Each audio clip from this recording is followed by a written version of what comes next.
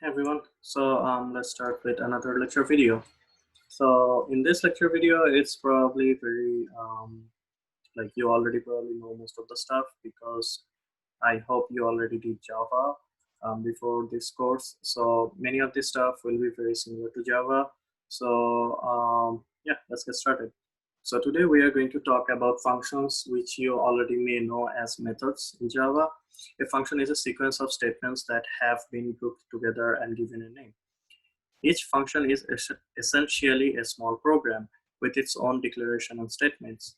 Some advantages of functions are a program can be divided into small pieces that are easier to understand and modify, which is called modular programming, which we basically do in C or Java or whatever. We can avoid duplicating code that's used more than once. A function that was originally part of one program can be reused in another program. The memory cost of program can be reduced if the memory needed by each a function is released when the function terminates. Okay, so the Caesar cipher example discussed earlier provides an illustration of the use of function in the design and implementation of a small C program. Even if it's a big C program, you will be dividing it into small small modules, which is basically like small functions which you can be reusing again and again. For example, the printf statement. If you want to print something, you keep using the printf statement again and again, and that's why printf is a function. So the normal, like how a function definition looks like is it's going to start with a return type. It will have a function name, it will have some parameters, it will have the declarations inside of it, the statements, and a return statement. Okay, so for example, this is a function. It has a return type which is double. It has the name average. It has some parameters double a and double b, and we have a return statement which is return a plus b divided by 2.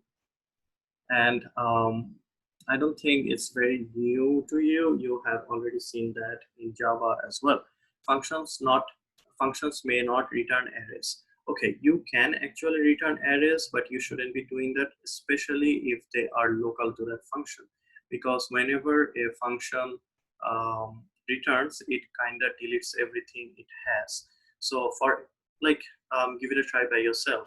Try a function which is like int return type is a like array. For example, like function is temp. You have a array inside of it called a,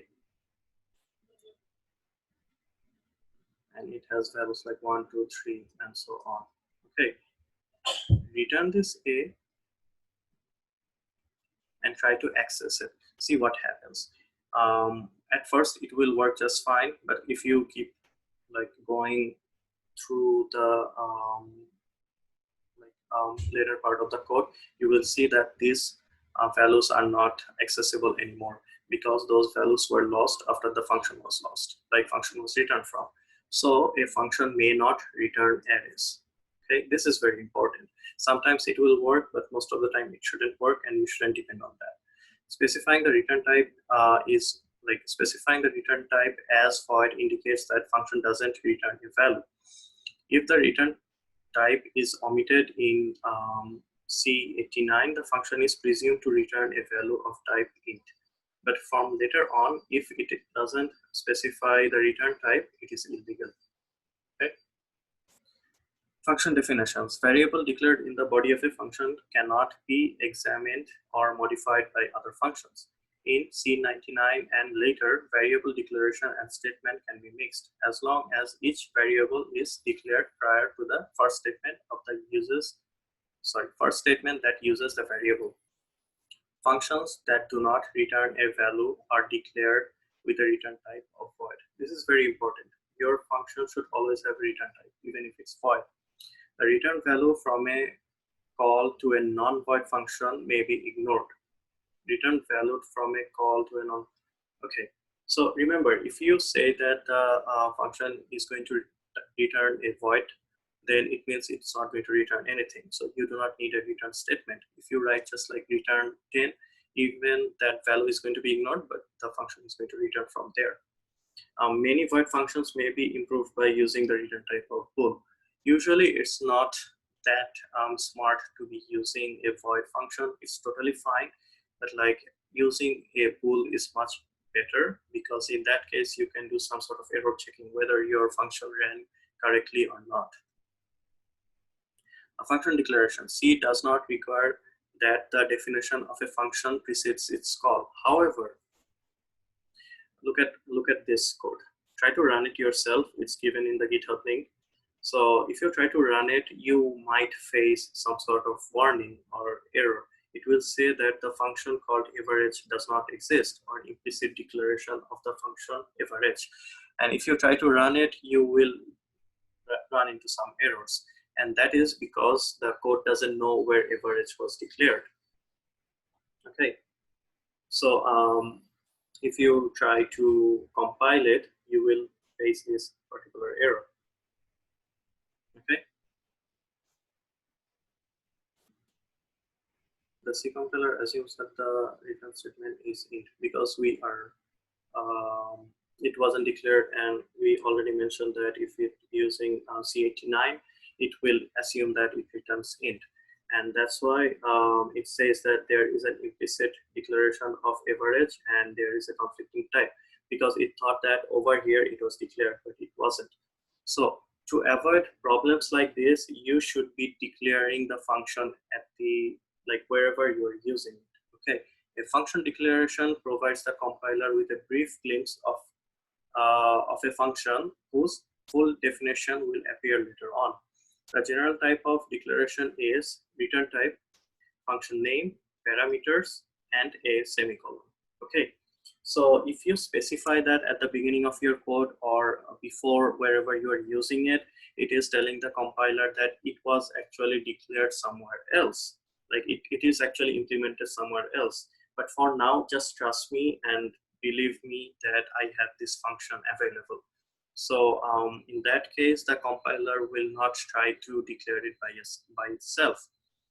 And it will not lead to some sort of error such as this. Okay, so a declaration of a function must be consistent with the function's definition. So if your function has return type of double, it has these parameters.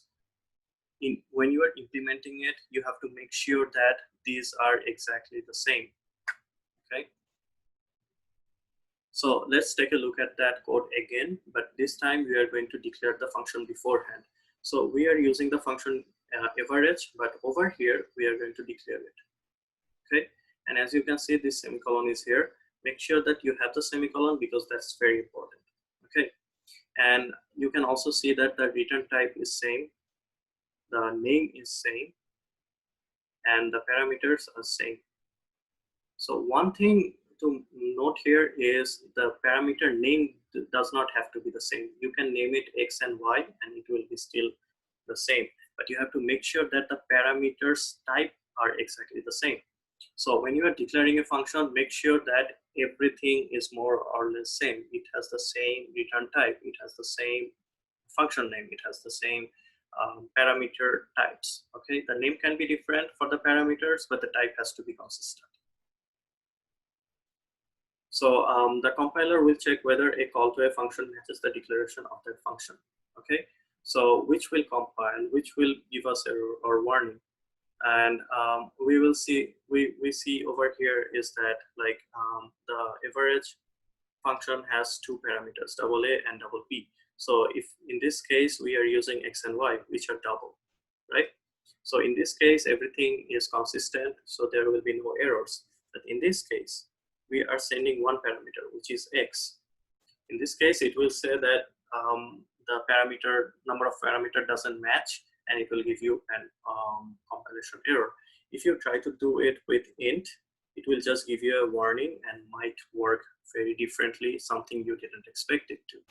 Like, oh, it was already in the slide, I forgot. So yeah, in this case, we are trying to send int.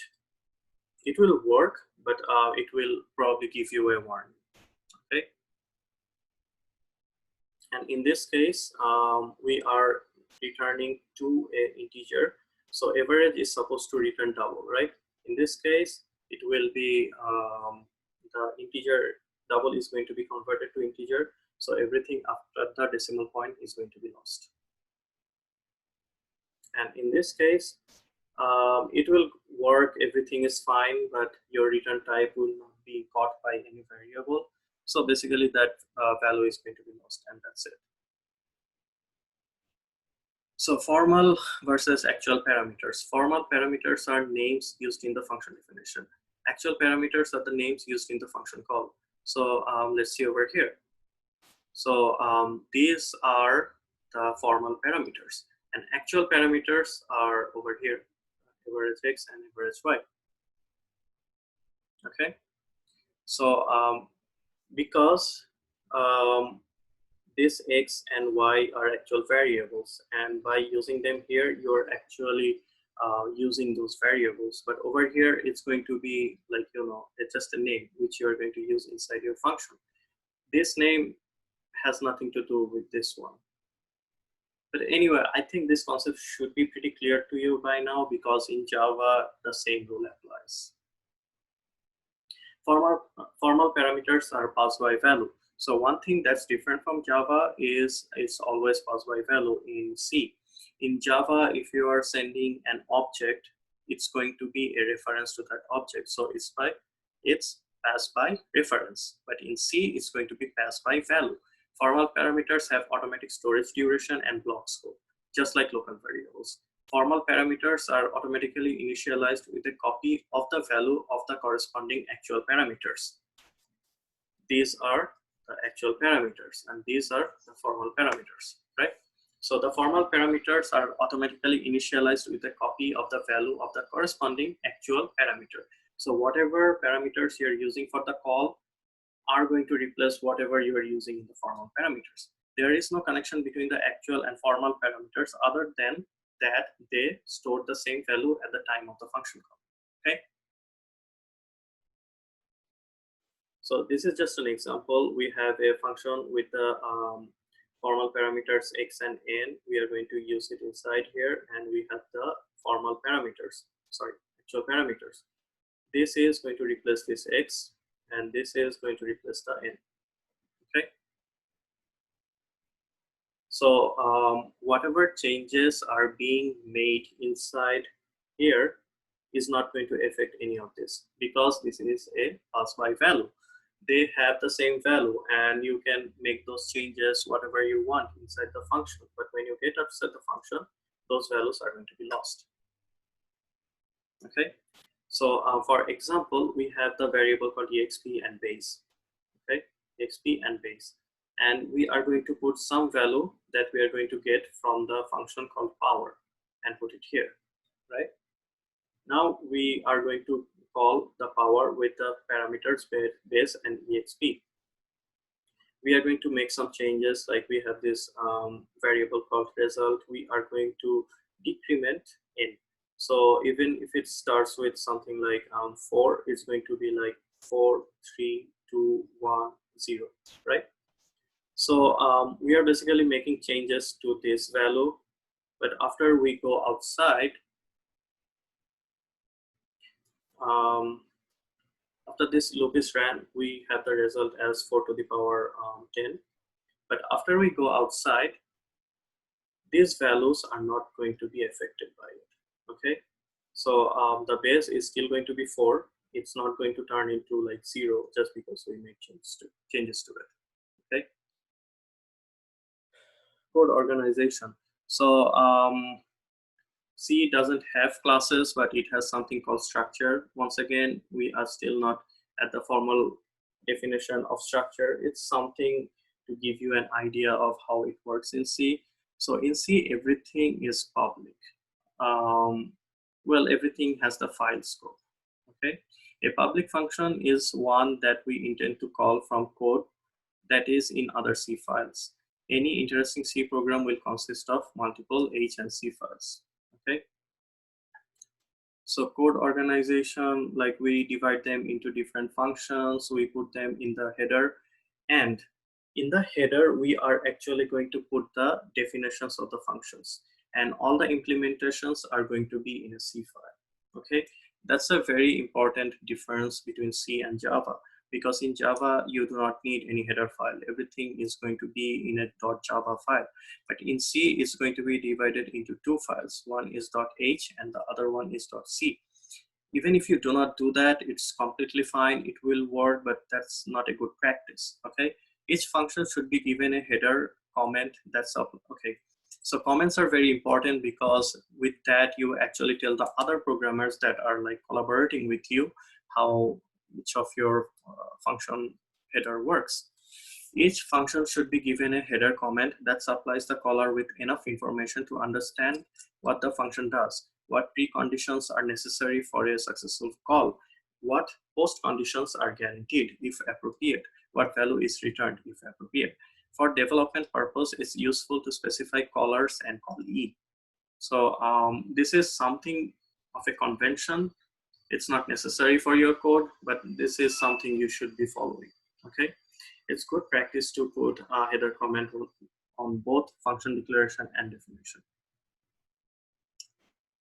So now we will be taking a look at the argc and argv. So whenever you are running a program in C, you can actually pass some parameters through it.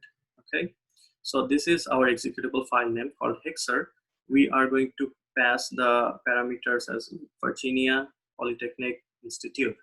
Okay, so in the main you saw two new parameters, right?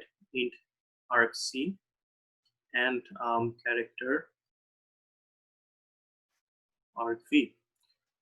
So the argc holds how many parameters were sent with it.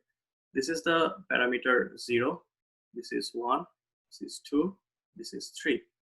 Okay, so there are total of 4 of them. So that value is going to be stored in argc, and argv is going to hold onto these values. So this is going to be the value of argv0, this is going to be the value of argv1, argv2, and argv3, as stated over here. So that's how it works. Like in the assignments, you will be seeing that sometimes you are supposed to be supplying some sort of like parameters as input. This is how you're going to do it. Whenever you run a program, first you specify the executable file name and then specify the parameters one by one, and they are going to be stored in argc and argv. Okay, so this is a example function of xrc, and over here you see that you have argc and argv, and first we check whether number of arg is actually, so we have to do some sort of like error checking all the time whether the correct number of arg like parameters were sent during the function call, sorry, not function call, the program call, and then we are going to use the parameters one by one. You can use while like this, you can run a for loop if you want, but yeah, I think this code is very straightforward. So yeah, try to run it by yourself. It's already given to you in the code repository. Play around with it a little bit and it will make more sense to you. Okay. The stack in C programs. The execution of C program is organized by use of collection of stack frames or activation records stored in the stack structure. Each time a function is called, a stack frame is created and pushed onto the stack. The stack frame provides memory for storing the value of parameters onto the function, value of local variables declared within the function, the return address of the function. You will learn more about it in the assembly part, but for now you can think of it this way. So we have a stack, okay? Like whenever you call a function, that function and all of its information are going to be stored in the stack.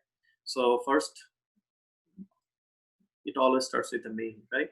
So main is going to be pushed here. Its parameters are going to be pushed here as well. And its value, like address, return address is also going to be here. Why do we need the return address? So whenever it goes to another function, it has to come back here eventually, right? by storing the return address, we are actually helping the compiler to remember where to go back when the function is done. So now, for example, we have been using the function called average, right? So the average function is going to be stored here with all the information like x and y and the return value.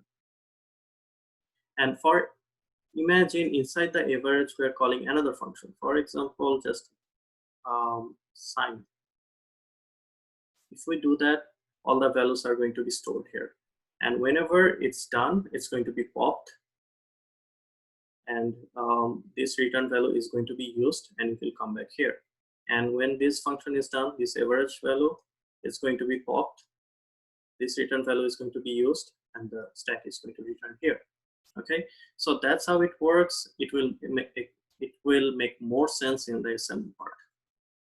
So that's it for this lecture. I don't know what type of questions you might have while going through this lecture. Please let me know if any of this stuff didn't make sense to you, and I will try to explain it more thoroughly. Okay, well, I'll see you in the next video.